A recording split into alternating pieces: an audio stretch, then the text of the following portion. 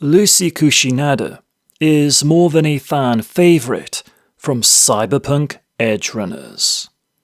She is a dream-given form, a ghost wrapped in silver hair and violet eyes. A fugitive whose story feels less like fiction and more like myth, unfolding under the eternal neon sky. Her life begins not in Night City, but in Warsaw, behind the guarded gates of an Arasaka enclave.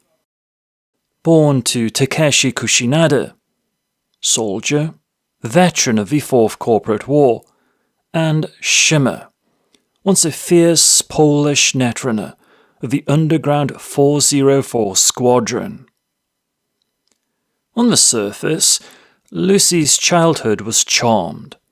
A villa, a garden, the best schools, summers spent travelling, a father she adored, a mother who seemed to have traded rebellion for stability.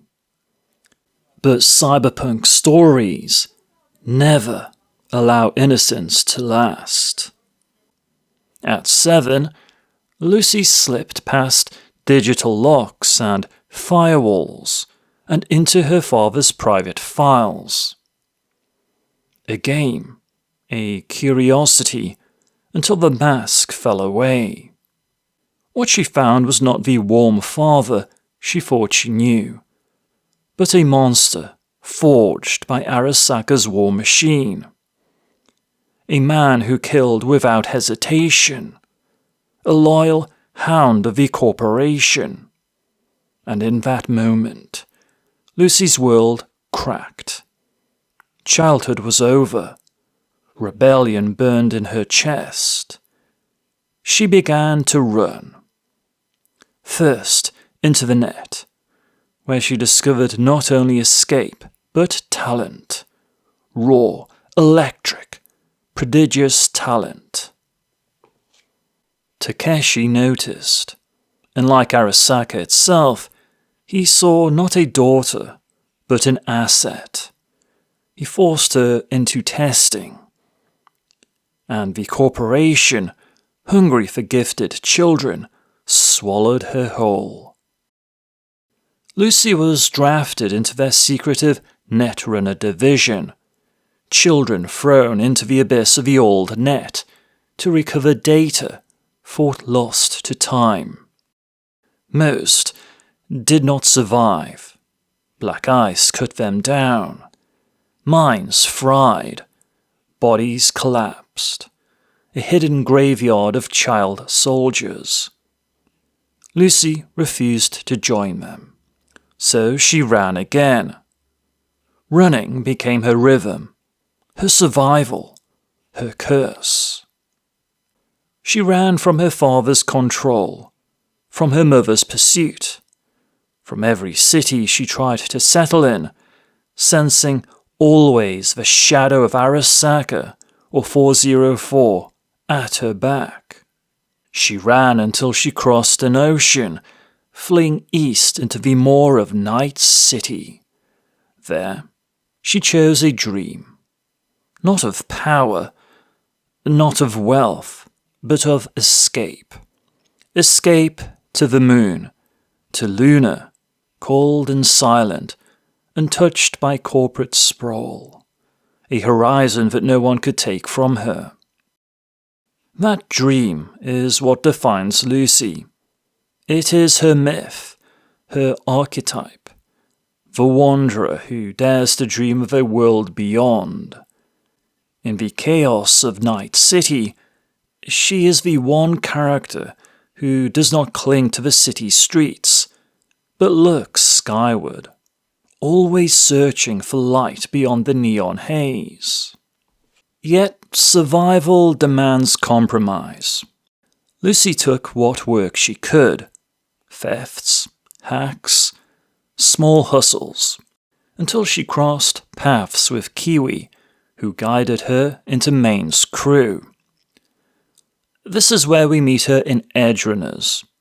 Quiet, withdrawn, lethal in the net, She speaks little, but when she does, every word carries weight. She is both here and not here. Her body in Night City, her spirit already halfway to Luna. Her psychology is forged from paradox. On one hand, guarded, a woman who has been betrayed too often, who knows attention is dangerous, who hides herself behind silence. On the other, luminous, carrying within her a fragile but unbroken dream. This duality makes her compelling. She embodies what cyberpunk itself wrestles with: how to keep dreaming in a system designed to crush imagination. David becomes her counterweight. Where Lucy longs for the stars, David roots himself in the city. He is reckless, burning himself for Night City's fleeting glory. She sees him in both threat and promise.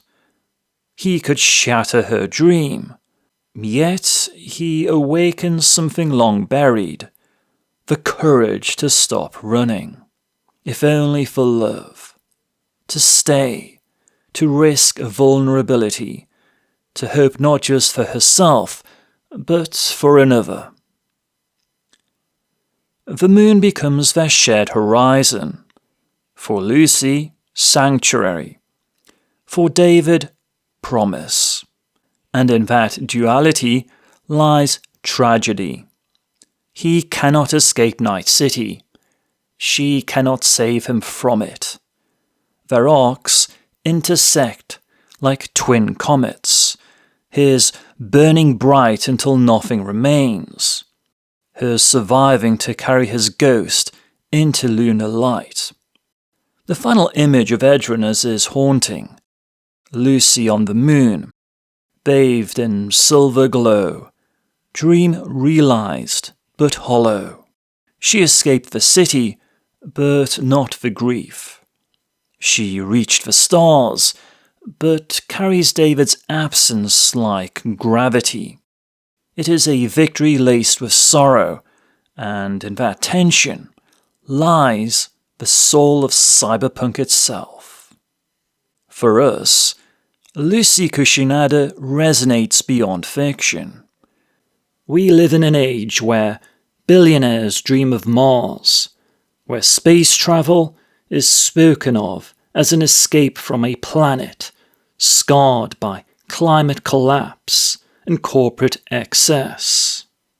Lucy's lunar dream mirrors our own quiet fantasies of leaving behind noise, surveillance, exhaustion.